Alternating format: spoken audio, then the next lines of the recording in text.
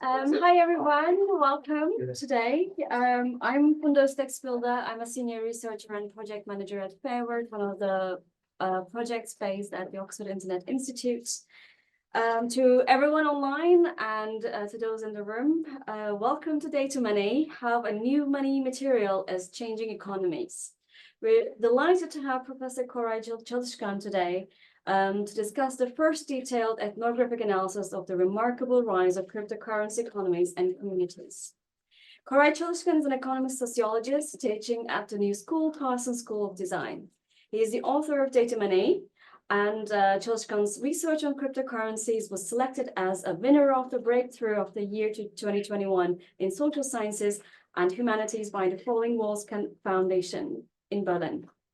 His new book, co-authored with Michel Calon and Donald Mackenzie, is entitled Economization, Markets, Economies, and Platforms in Perspective. Currently, he is conducting research on online advertisements. I'm also personally delighted to have the floor to give the floor to Professor Caliskan, because he's actually one of my professors from my undergraduate studies back in Turkey. So it's a wonderful reunion for us after 15 years from my graduation to get to listen to him again. So I'm especially delighted that he's able to join us in person today and online. Thank you. Thank you. Thank you, Kunda, for this very kind invitation, and thank you for coming here in such a beautiful, warm winter day at Oxford. Hello, everyone. I think they see me from that camera, right? Online. If you can't hear me, just send a note to Ellen. We can fix if there's a problem like that. And thank you also, Ellen, for organizing. So here are the things that we're going to talk. We're going to discuss a little bit today in the next half an hour. We're going to talk about what is new about cryptocurrency, and I will try to convince you that we are facing a historically novel money form, the third fiat currency that we have seen in history. The first was metal, the second was paper. We both use them, and they are digital representations, and crypto is the third. What is new about platforms? I carried out fieldwork in an exchange platform. I will argue that we have a fundamentally wrong way of approaching platforms. And this research taught us a number of things about how they work on the ground. This is also a book about cryptocurrency communities. There's 2 chapters about it. And this was the first time that we actually took the pulse of those communities. We have usually assumptions about who they are, what they do. They are nerds. They don't know what they do. They're very young and they like. No, they are not very young. They're not nerds. They're teachers. They're, these new financial communities are very interesting. And if you'd like to take a look at the book, here is a copy of it, and you can pass it. How to regulate and tax crypto economies. This is the best part of the talk. So if you haven't slept in these 3 parts, this is going to kill you immediately. So I decided not to present it here. So if you're curious about it, we can talk about it during Q&A. And how are these developments changing economies? I'm going to argue. The executive summary is that everyone is like, oh, there's a revolution. It's like, yeah, why didn't I hear about it? I mean, one thing we know about revolution is that everyone knows that they happened. All right. You don't have like people walking around trying to convince you that a revolution happened in Iran in 1979 or France in 1789, right? Because you know it. There's no revolution. All right. However, it's also no Schadenfreude. It's not like, it's going to collapse. It's a hype. It's the boom. It's this. It's that. It's going to stay. And we're going to see that everyone will be using cryptocurrencies in the future, all the states as you know them. All right. It's like, this is Oxford Internet Institute, one of the first institutes in the world. And when internet first came out, people were like, there was a BBC correspondent asking a computer scientist, is internet here right now? And it's like, no, I mean, you need a computer. So it's like, do we need a website? I was like, I don't know. I think cryptos as a money material are going to be everywhere, replacing paper money very soon. It already did in many geographies, and I'm going to try to show you how.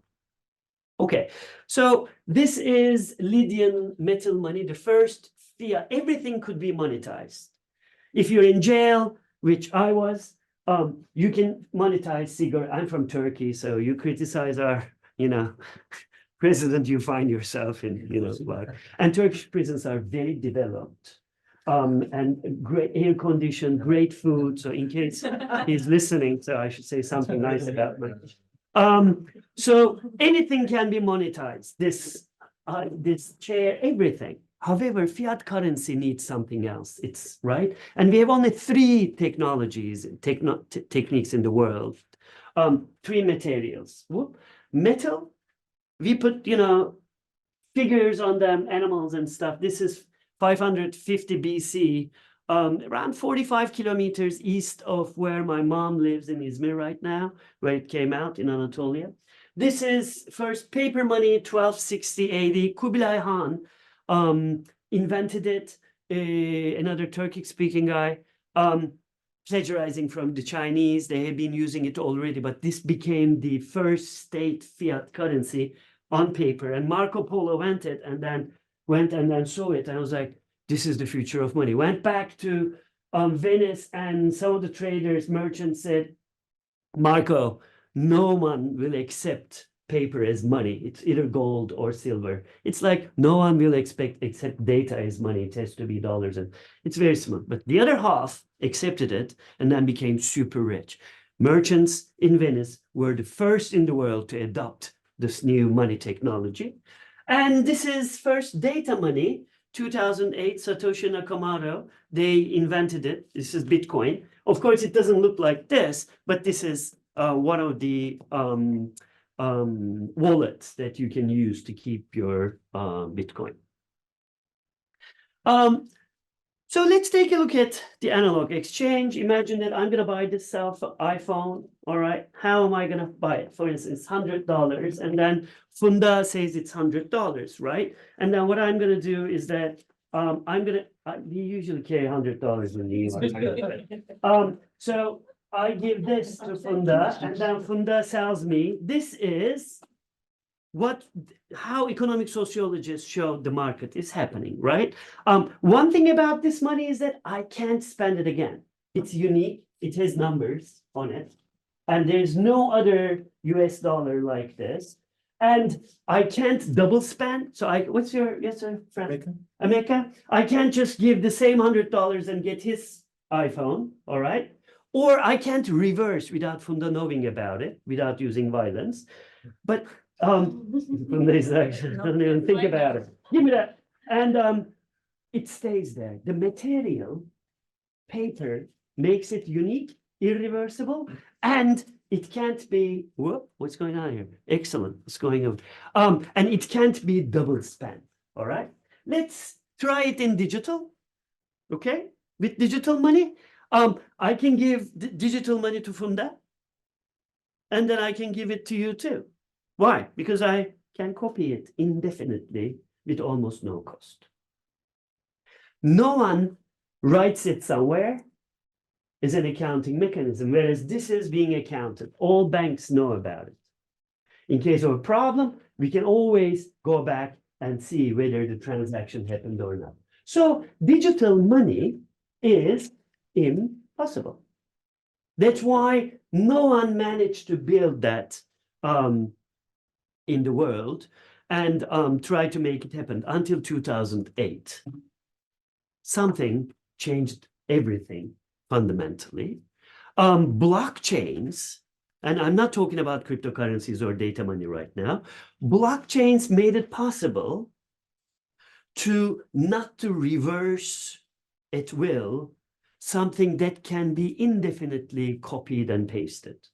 So it created a unique identity for digital things. And it made fraud impossible, and it assigned incentives for accounting.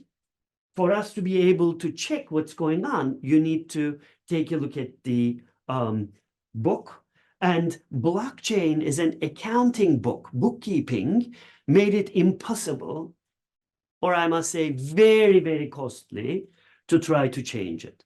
But people need to work on these accounting system, right? I mean, why would we be writing all these like transactions somewhere with our computers, right? Who would do that? First, people who liked it. Second, people who benefited from it.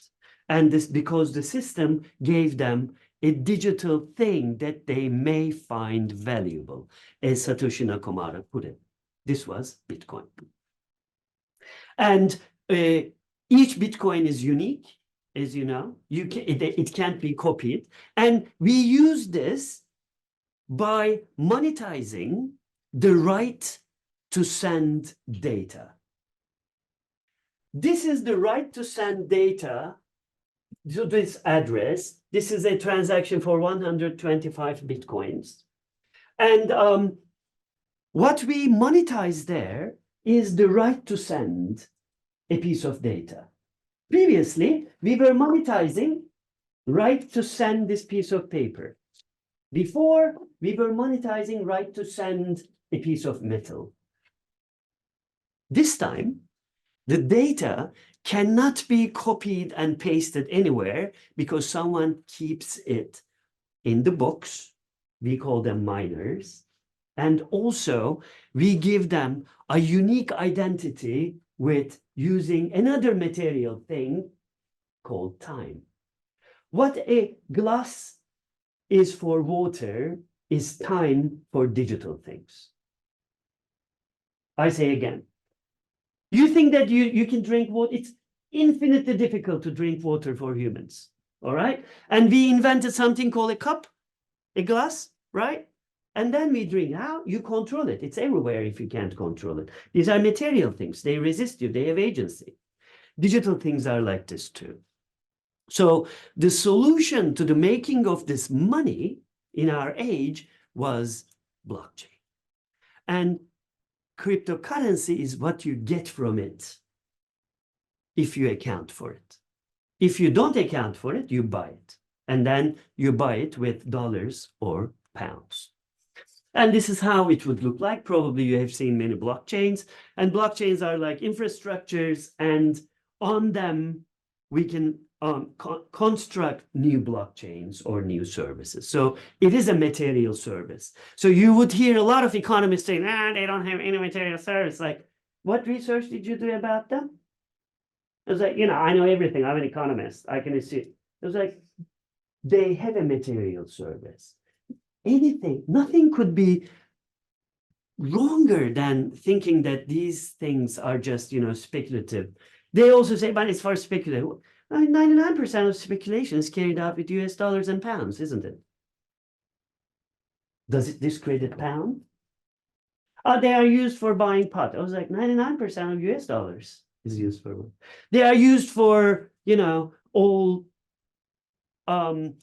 paying bribes. I was like, most bribes are paid in US. So arguments do not hold. We need to have a more serious research about these people and their monies. It's a new money form. It's data money. It's not a digital money because your US dollar or pound is already digitalized. It's a new money material. It is monetizing the right to send data. And it draws on a new accounting mechanism. We call it mining, but it's analogical. Many digital things are new, so we try to understand them with false analogies, like cloud is a data center in rural New Jersey, right? Where we have 1/3 of data centers, clouds in the United States, right? Pound is a digital currency, not data money. Pound is online money because it's already entirely digitally represented and sent online. And your bank account is crypto money too, because no one can reach it unless you open the locks of crypto, would you like, with your pins, with your passwords, with your usernames, etc., etc. However, these digital things are material. A lot of people confuse digital as if it's opposing to material. You don't do it in this institute. It's one of the institutes that taught us the materiality of digital things. Nevertheless, let me repeat it. They are not tangible as this, but they are material. For any representation is material, not only because of its making, but also in terms of its consequences. Let's take a look at the markets of these monies, because when you buy cryptocurrency, you're always buying it from a market. We are talking about more than 40,000 cryptocurrencies. In like 10 minutes, I can make a cryptocurrency for you. We can tokenize something here. It's very easy. It's a new money-making technology. It's also democratic. Before you try to make money, someone will come and kill you, right? Now you can monetize certain economic relationships. We are talking about 80,000 markets. In human history, we have never seen a decade where you have a Cambrian explosion of markets. So I did fieldwork in one of them. More than 634 cryptocurrency exchanges. These exchanges harbor a lot of markets in them, usually around more than like 100.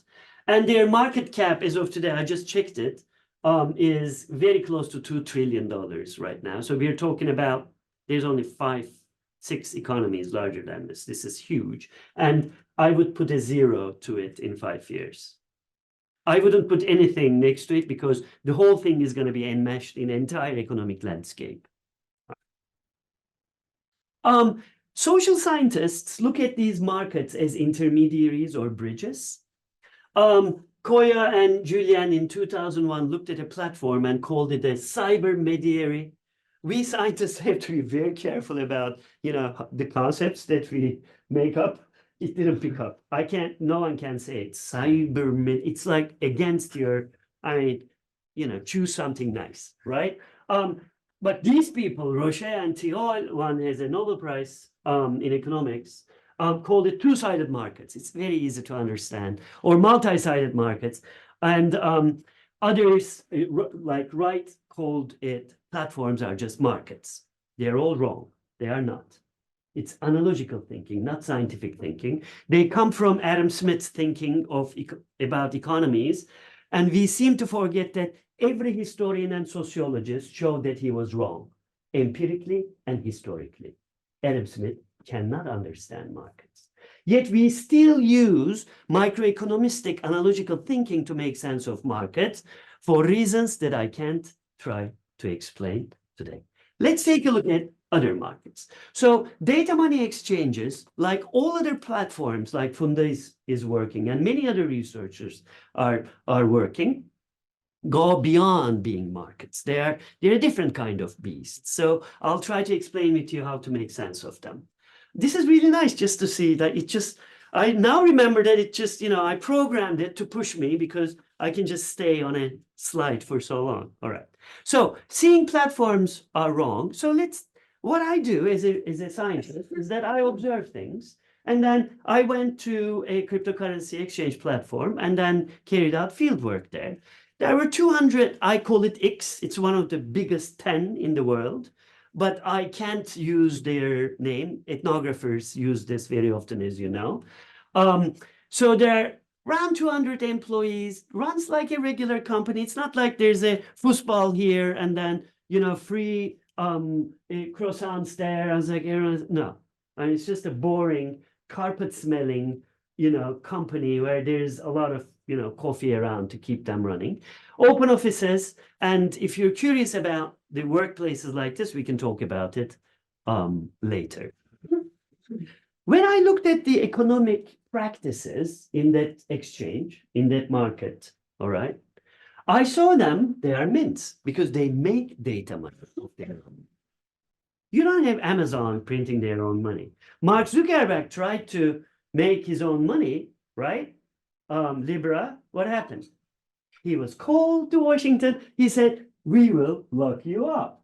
We will close Facebook. You can't do that. Why? Because United States have been waging a war every other 18 months to keep dollar around, right, in the world since it was founded, right? No one would let it happen. The state is going to take over first. So they said no. But still, these exchanges are printing money. So they are banks also, they lend money for trading. They are vaults, they keep them safe. They are also exchanges, also markets, data centers, information clearing houses, accounting agencies. Even many of those are also courthouses. In case of a problem, they solve it. You can't sue others, they think. So if they are simultaneously devices of doing this, places of doing many things, technologies of creating money, markets, companies, spaces of encounter, many other things, then we need to design a strategy to approach them. And this strategy has to social scientifically describe in an accurate way and also share with us a way to study them. This is an illustration of how I approach platforms. We approach platforms as processes of economization, and they are stacked mostly. This is the research. It's mostly actor network theory inspired economic sociology, and many other people are using it right now. So it's like we try to understand how these separate relations are stacked, like it's an analogy that computer scientists took from kitchens and we took from computer science. And these relationships or economic processes are stacked on top of each other on a platform. Because it's a stack economization relationship, you cannot assume that they just work following principles of markets only. So in order to make sense of it, you need to be empirically identify what stacks of economization are there, and then look at them one by one, instead of assuming that they are multi-sided markets. We cannot regulate or tax these universes if we do not have cryptocurrencies, and if we do not have a working strategy to make sense of them. We cannot regulate markets because we don't understand them. That's why the rich of the richest pay the least amount of taxes in world history, all right? And they keep making more and more money. This perspective of understanding markets helps the most powerful in our contemporary societies. And it seems like we are dragging this not unworking, a slow understanding of markets to perhaps one of the fastest economic spaces in world history right now. So if we look at a platform as a stacked economization relationship, we see that first actors qualify it as economic on the ground, right? And they use econometric modeling in pricing and market making. So there's a relationship of performativity between our understandings and how markets are working on the ground. And data money exchanges draw on various economization processes like barter, all right? Barter is a very common platform strategy. Google starts with barter, then marketizes ads. Facebook starts with barter, then marketizes ads. Everything starts with market. I'm going to give you a right to carry out research in Oxford to find the best pub. In the end, I'm going to learn how much, how many times you search for a pub, how many times you go there, etc., etc. This is a barter relationship. They also use gift, assetization, various forms of valuation. So without really understanding these layers, forget about understanding platforms. More importantly, platforms give us a lot of things. We explore our needs in those platforms. All right. I didn't touch this. You want to have it? I'm all right, thank you. I think Really? it's just the air. Is it? Really? Excellent. So they are also there are places for exploring us. We like them. Armchair critical platform studies are like, they are terrible. They watch us. It's like, that's fine. I mean, it's okay. We also watch the world with them. All right. I don't buy this idea that they're going to destroy the world. And it's like, we need to have a balance in our understanding. Critical studies exaggerate their power. uncritical studies underestimate what they do. All right. I think we need a better way of doing it. And of course, each platform relationship draws on a relationship of power. Without having this political eye trying to understand those relations, it's very, very difficult to make sense of them.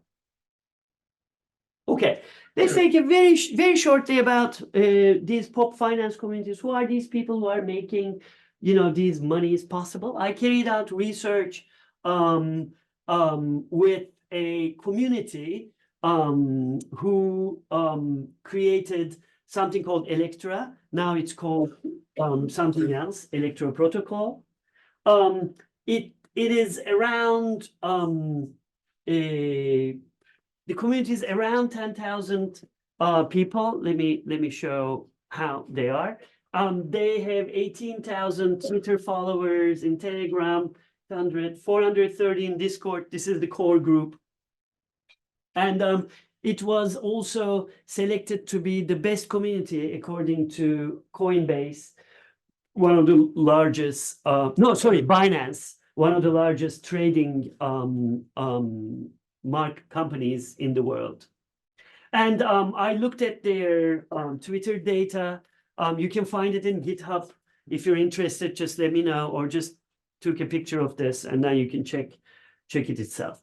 And then I found something really interesting in the computational text analysis. This is a decentralized money community with a lot of centers. All right. And some people were more central in that community. And I thought that they were the core group who are making the money. It turns out that they are not.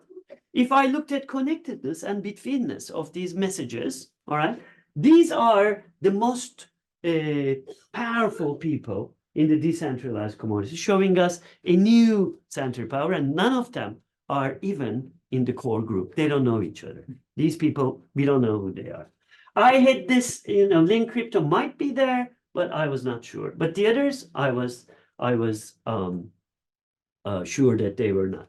And these are the most influential groups. I just call them North or South because, this is intuitively, we locate North and South this way. If we look at, this is a picture of a global community, as we can see it on the internet, on these platforms. Blues are Twitter, all right? And this is me. This is Electra01, the founder. Think about this person as a Satoshi Nakamoto. I managed to find him in person, convinced him to talk to me. And I asked him, why is this? You want to be a Satoshi? Why are you hiding yourself? All right. He's a guy who went to a British university, studied computer science and economics. And he said, well, I have a lot of money. If you have a gun, you can take them all because it's, digital. I was like, how can I take you? He's like, imagine if you have, in your account, imagine you have $100,000. I have a gun and take you to the bank. Can I get your money? I can't. I can only get $5,000 from you. With crypto, you put a gun on my head and you know what you're doing. You can get everything in less than a minute. And I was like, whoa, that fast. Then I realized why material is so important. I didn't reach out my gun. We're still friends. He didn't like the chapter I wrote. I shared with him, with everyone else. Why? He decided to dump the money he created. Yeah. And the other people moved the money. It was it was a data migration. And I was so lucky to observe the whole thing in front of my eyes. And then I was able to also observe how a community collapses, taking away all the money from everything in the book. What do we hear? What do we see here? We see many centers of power. If in those decentralized, quote unquote, communities, if there are many centers of power, how do we need to calibrate our analysis of power in new economic communities whose membership is expanding exponentially? We seem not to have an answer now. That's a big community. In total, we're talking about 4,000 people. What kind of people are there? They are there for making money, 40%. All right. However, if you add these two, it's more than 40%.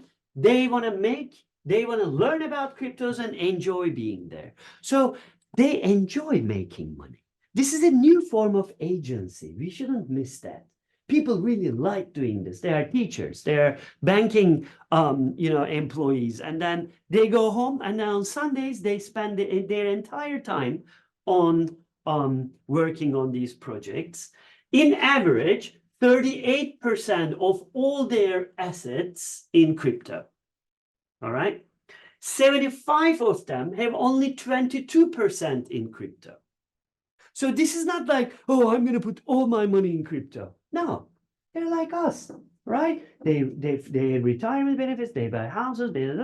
It's not like these people are crypto crazy people. All right. They are Western mostly. This is the best crypto community, don't forget, according to Binance. Most of them are from United States, Germany, Holland, France, Australia, India, Spain, UK, Australia, Canada. We're talking about a Western development. They are male, mostly, 96%. High tech, all right? Oh, this is the future of humanity. What are we talking about? Future of humanity is patriarchy, if this is the case. We have to be very careful how women are losing this battle, and again, economically. And this is, I am trying to understand what's going on there. Not all communities are like as male dominant as this one, but we're talking about the best crypto community in the world, according to the world's largest group. And this is a popular vote. So we need to be careful about that. Average 37, these are not young people. 37 is not like 27. 37 is like, these are not young nerds who are trying to do this and do that. They are super educated. College and master and PhD dominated enormously. So new financial communities, working classes cannot be a part of this. This says something about their class structure too. Taxation and regulation. I didn't put anyone to sleep, so I can try now if you want. If you're curious about it, there's a chapter about it in the book, and IRS consulted me about it. I tried to show them, but people do not understand that they are looking at a new money form. They are like all these merchants in Venice in the 16th century.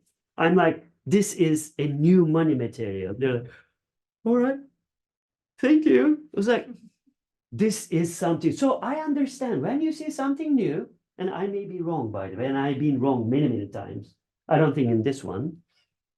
And I always think that way. I'm a scientist. I mean, what can I do? We'll try, right? And they just look at you and say, okay. And then they just, don't listen. But they have to listen very soon because new things are happening. Okay. Conclusion. Data money is new. Platforms are not two-sided. We need a new strategy.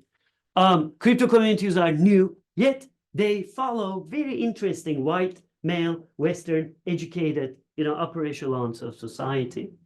We got to regulate data money. We need to have a data money to regulate it. Imagine you try to regulate platforms without computers.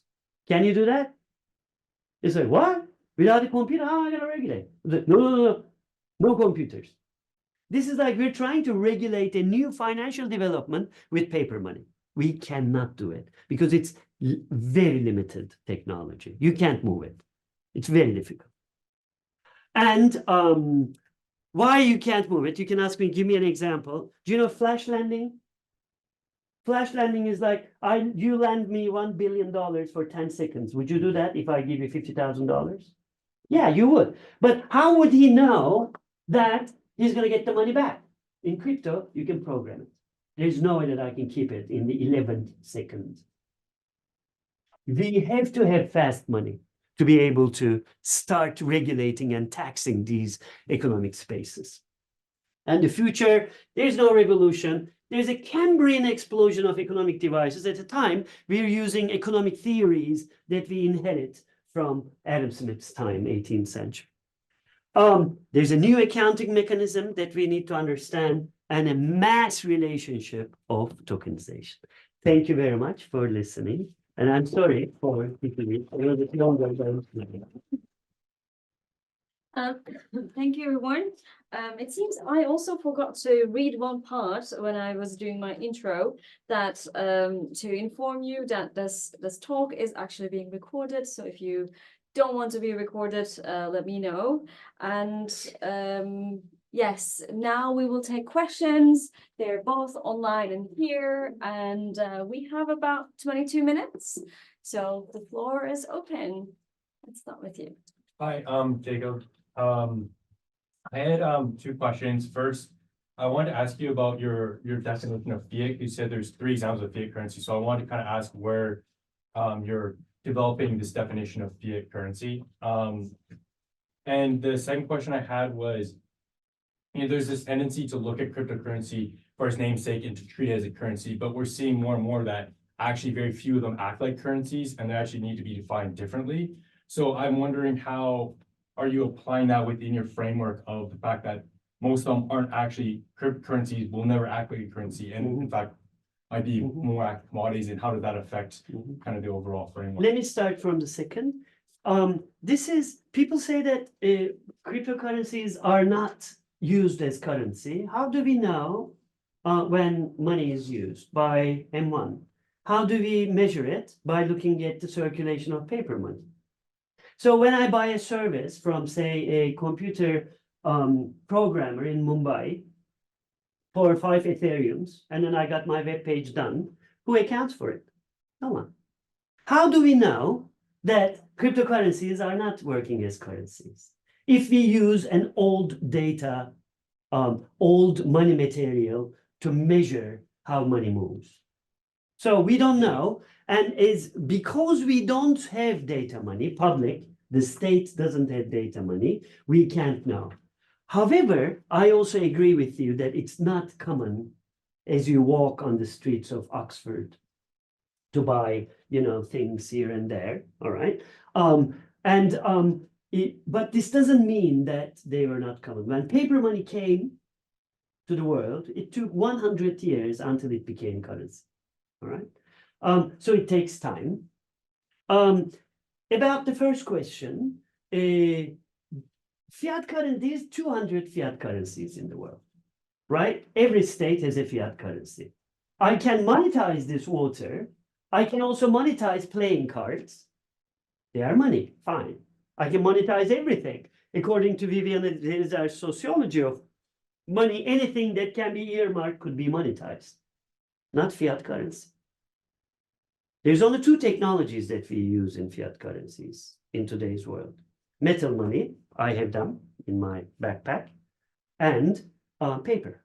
So we do not need to have, I can present you a more sophisticated financial definition of fiat currency and its regulation and also accounting, but it doesn't really matter. What makes it is its material of accounting and how you exchange the right to send it. We exchange the right to send it by exchanging the paper and the signs on it. I don't know whether this was.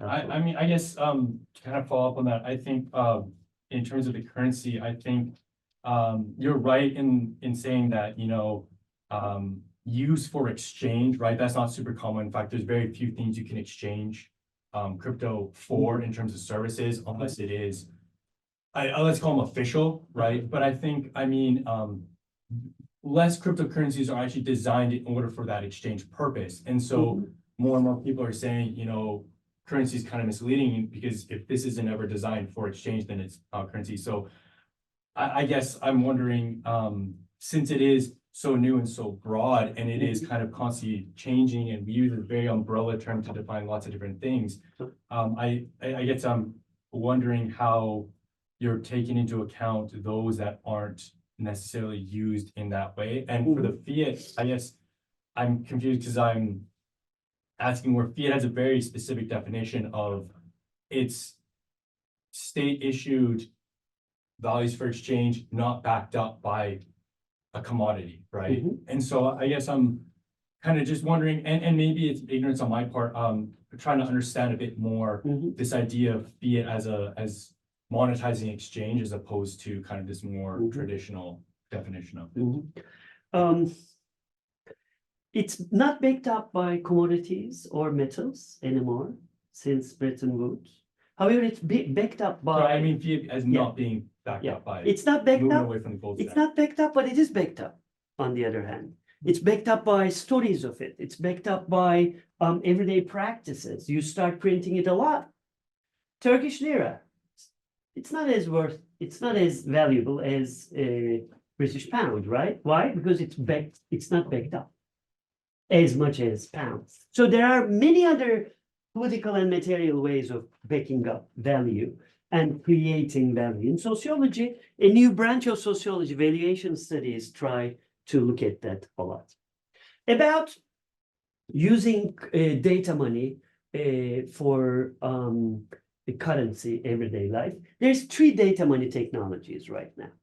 Think about trades, all right? Bitcoin is a coal-operated locomotive. Water pump and everything. It's very slow, it's very dirty, and it's going to disappear. It has to disappear. There's no way that we can keep burning that amount of energy for money. Ethereum is like electric train, diesel train. Let's call it a diesel train. Still bad for environment, but say Avalanche or Solana or ADA are bullet trains that operate on wind power, right? These are very, very cheap technologies. They are mostly proof of stake. And these technologies will take over in the future. And we're going to be mostly in China, it's already there. I mean, you don't carry paper money or metal money. You carry their representations, renminbi's representations. Soon it's going to be cryptocurrency. Of course, which entails a lot of issues about privacy, because you can control almost everything on these blockchains. It depends what kind of a blockchain that you're going to build, of course. We have one question online from Apiram, who's a PhD student at IIT Kanpur in Kochi, India. And they're asking that they noticed in your book, you differentiate between the materialities of cryptocurrencies and fiat currencies, but not on the financial transactions. However, in my field, there seems to be a clear distinction between financial transactions using crypto and fiat. Crypto is mostly used as speculative assets held for medium or long term and then sold for profit, with cross-border transactions playing a significant role in arranging financial activities. So they're saying, I'm curious about your observations on the diverse financial actions performed by individuals or groups using crypto, especially any important observations about cross-border transactions. Akram, this is a very good question. Yes, you're right. Cryptocurrencies are open to speculation, but there's one reason for that. They are very new and not many people own them. It took 200 years for 50% of Americans to learn to buy stock. I repeat, it took 200 years for half of American population to learn to buy stock. Right now, you want to buy Amazon stock? I can do it right now. Can you do it? Can you do it? It's very easy, right? Why? This is Internet Institute, right? But it took 200 years, right? The simplest device of investment. With crypto, when I show my students how to buy, sell, how to create crypto, their hands shake. Is this money? I was like, yeah. I was like, is it Bitcoin? I was like, well, Bitcoin is very expensive, $50,000 as of today, 51 in the morning.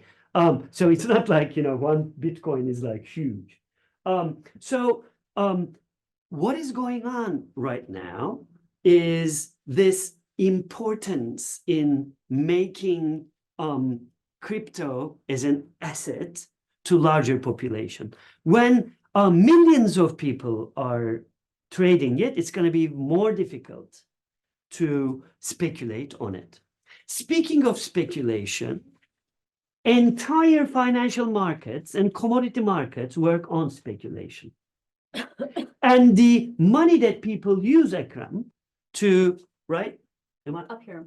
Akram, right? Apiram. Apiram. The money that they are using, Apiram, is US dollars. We never question But US dollars are used for speculate, do we? We don't. We always change when it comes to crypto, we change our criterion of assessing its legitimacy. Oh, it's used for, no, it is how you use the money. In transactions, okay, whether you use US dollars for financial purposes or international trade, they are different, but in the end, what is different? The same material is sent differently. In crypto, the same material is sent the same way. Well, according to the current usage of cryptos right now. However, we are learning now that international trade is moving to blockchains. And now international trade companies, commodity mostly, like Cargill, wheat, and whatever, are thinking of monetizing their blockchain operations and tokenizing each and every stop that the grain passes, and then further economizing it as a form of financializing it via tokens. We don't know where we're going right now, but we are very slowly developing theoretical tools to locate it. Very good question. This is from an anonymous attendee. They're asking, how do you think the regulatory bodies must move towards establishing an effective mechanism? In India, we imposed a huge tax to discourage its use. How do you assess such tax policies? Okay. My research showed that cryptocurrencies contribute dollarization, euroization of world economy. Not the other way around. So people used to look at, I was like, is it an alternative? Is it alternative to dollar? No, you buy crypto, Bitcoin for the first time. How? If you're not an accountant. You can't be an accountant anymore without investing a lot of money on computers, right? You buy it. You buy it with what? US dollars. When US dollar moves, what does it do? It increases M1, as in Jacob's question, I try to explain it. And when M1 increases, your GDP increases. How? By dollarizing it. Period. There is no discussion about it. It is supporting dollarization. How do we need to tax it? We need to tax it. When people do economic things, they do it because of our society. They don't do it in a forest without humans around. They do it because of our infrastructure. So the social should get its cut. Our society needs it, and we call it a tax, and we do it via the state. But we cannot tax a financial instrument if we do not use their material of money making. I tried to explain it to some people from IRS, and then I showed them I also trade crypto since I stopped doing this research. And if they tax me with crypto, if they don't tax me with crypto, the difference is so clear. They were like, we lost a lot of money. Yes, you do, because you wait until I turn it into dollar. I don't need to turn it into dollar to make money. That's your problem. You are going to turn dollar into crypto very soon. And in all the years that we are losing, we lose chances of regulating crypto because we don't think like this. And then, people like FTX founder just, builds a cryptocurrency exchange. And then thousands of people lose their money because the government did not do their job. I don't know whether this is a good answer for you. We have one question from the room. I'm curious about the economization stacking model and how that differs from multi-sided markets. I guess I'm just new to the idea, and I'm still a little bit lost as to why it's a necessary departure when we look at crypto exchanges. And then if you could relate it to the FTX example, that would also be super helpful. Okay, great. Can I? Oh, this is maybe. Yeah, this is. All right, let's see. Let's go back, and I show you a photograph of a platform, and then we can discuss it here. Okay, this is how a platform works, and two-sided market is here. You see this? Only this part.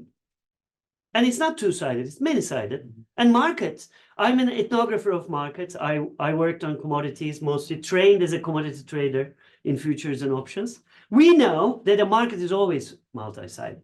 When you treat a platform as a multi-sided market, you don't see this, you don't see this, you don't see this, this. Furthermore, if you do not look at it as an economization relationship, you don't see price making, you think that prices are set. You don't look at market encounters, how I change economic behavior. You don't look at the agency of things. You don't look at market maintenance practices, which is a form of production itself. That's why Karl Marx and Adam Smith are doing the same thing in misunderstanding how markets work. For Marx, markets do not produce value. Why? It's on production. Since when do we have to, how are we going to understand, for instance, market maintenance? I'm a Marxist at heart. I love him, but he doesn't understand economies very well. Adam Smith, I loved him too. I went to Kirkcaldy, where he's from, where he wrote Wealth of Nations. I wanted to see where he wrote the book. And I found it only to realize it's my Wealth of Nations. It's at Marmaris Kebab House.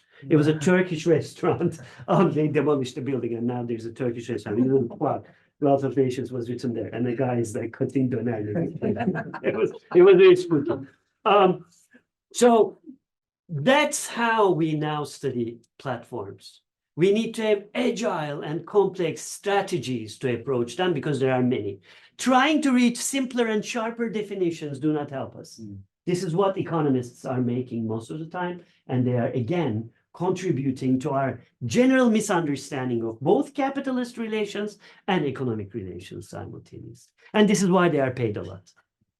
That's why you don't have anthropologists writing about these, but economists are talking about, because university and relations of power are also into each other, as very well documented.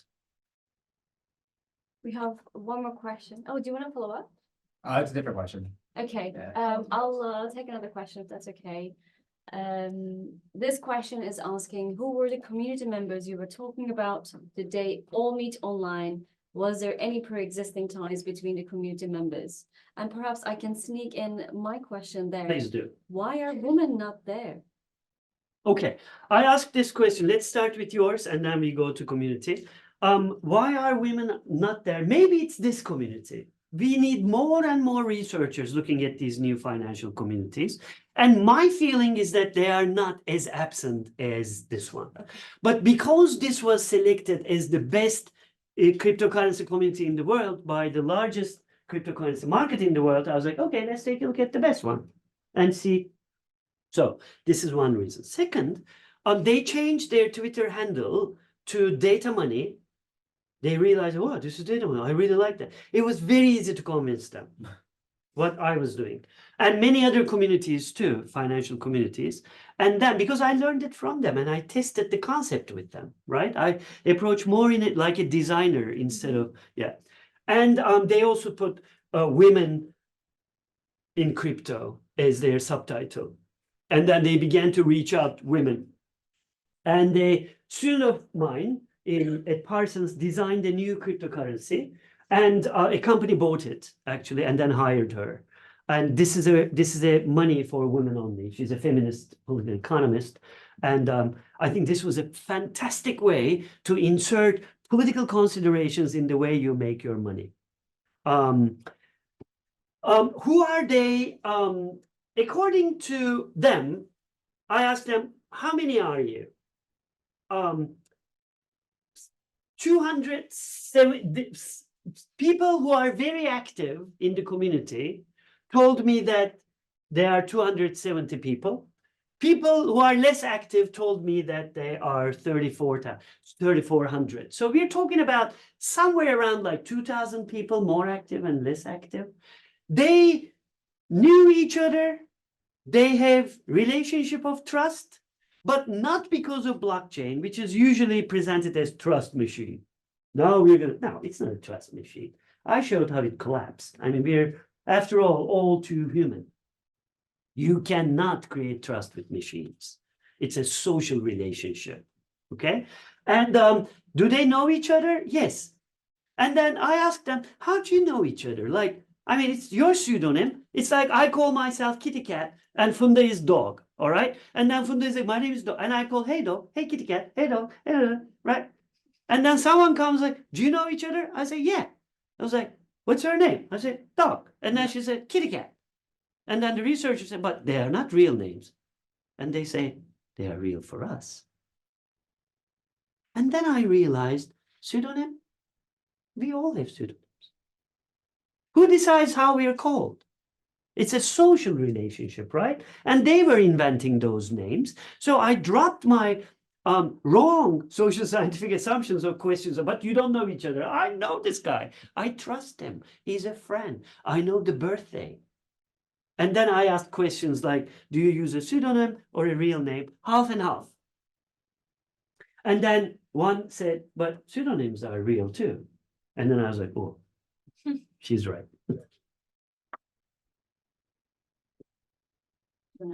Yeah, I was in Istanbul somewhat recently, and I saw like lots of just alongside like currency exchanges, also huge like crypto exchanges, but brick and mortar crypto exchanges.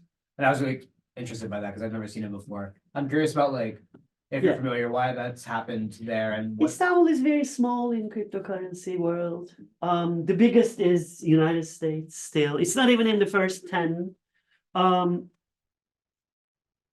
Technology. Okay. Where are we? I think we passed it. We don't have a lot of photographs of this. There are a very small number of researchers looking at these new financial communities. Okay. For some strange reason, social scientists are spending so much time on unnecessary stuff. I don't understand how this is happening. Can you imagine like we don't have a sociological paper that explains online advertisements. There is no literature on it. On Google. There is no social scientific research on Google's search engine. How indexing works. Where are these words? How they monetizing it? So very little at a time when it's changing the world. And we are writing wonderful things about how neoliberal it is, of course. Wonderful armchairs. Neoliberalism is doing, yes, it is terrible. Yes, we know it. And yes, it's terrible for women. It's terrible for class. It's terrible for this. It's terrible for that. Yes, it perpetuates race relations. Yes, we know that. How does it work? How does it do that? That's what we don't know. Because we don't know how it works, it's very difficult to intervene. For we can contribute to policy design. When it comes to policy design in taxation and regulation, they read all these economists. And then he's like, two-sided markets. What should I do? They are all men. Okay? They are doing this by A, B, C, D. Here are the components of their technology. We need to make sure. It's very sad that social scientists are lagging behind. They either lose a lot of time showing consequences or their history. History of markets, yes. I know their history. How do they work? Markets are terrible for women. We know that. Everyone knows it. Women live it. You don't have to explain women that they are losing it. But how is it done is the kind of social science we really need a lot. And this is what I try to make. All right. As the sort of the host of the event, then I will take the opportunity to ask one question to close the talk today. Knowing you for like 15 years, I mean, the most difficult is coming probably. Oh, it's really out of curiosity. You mentioned that the founder of the cryptocurrency was really Yes. worried that Yes. it's really easy to It's very get all this money. Yeah. And we know, returning to your question, the support network of the fiat money is that there's policing, there's a state behind it Yes. that controls and protects it. Mhm. So what kind of security will we need for cryptocurrency? Excellent. If this question is not being asked, Funda, when it comes to cryptocurrency, this is the level of discussion we have with regular. Is it really money? I'm going to go. But it's just for speculation. I want to kill myself. So are we going to ban US dollars? Just because like 99% of every speculative act takes place with US dollars in America? Are we going to ban? So we need to start asking this question and secure spaces of new finance. And we cannot secure it. I don't believe in like 100% destabilization and anonymity. I think in democratic countries, it's important that the public knows what's going on in economies. In non-democratic contexts, like full authoritarianism, it's a different story. We can qualify. So one of the mistakes that American regulators did is not to understand how FTX works. All right. For instance, right now, if you buy stock from New York Stock Exchange, you know that they do not trade in their own market. They are market makers. You wouldn't trust it. We don't know whether Binance is not trading. They say they don't, but maybe they are trading because they are also seeing what I'm going to do when I make a bet. Say for Bitcoin, imagine that Bitcoin is like $51,000 today. Now, a little bit less probably. I don't know. So I bet for selling it for 52. If the market knows how we're betting, all economic actors, what are you going to do? People think that it's going to go up. People think that it's going to go up. It's going to go up because our ideas about life are performative of the life itself. And then you make a lot of money. So the public still doesn't know that. And we need to know, and we need to regulate better. If it was regulated well, secured well, then he wouldn't be able to be so afraid. But if you are very rich, Funda, you're always afraid. Right? You have $2 billion. You think that you would walk on the streets without a security guard? You have a whole people walking around you. You try to approach someone is going to come and hit you. Rich people are always afraid. So crypto rich people are not an exception. Fair enough, fair enough. Not a feeling I can relate to, but I understand the sentiment. We chose to be scientists. So. Thank you so much, Professor Caliskan, for being with us today. And thank you, everyone online listening to us and staying until the end. And thank you to all the people present in the room today and for the wonderful questions. It was a lovely talk. It was a great pleasure to be here and to get to speak, to get to hear you speak again after many years. So thank you. Thank you for the invitation, and thank you for being so engaged and not sleeping. And thank you everyone for joining us online.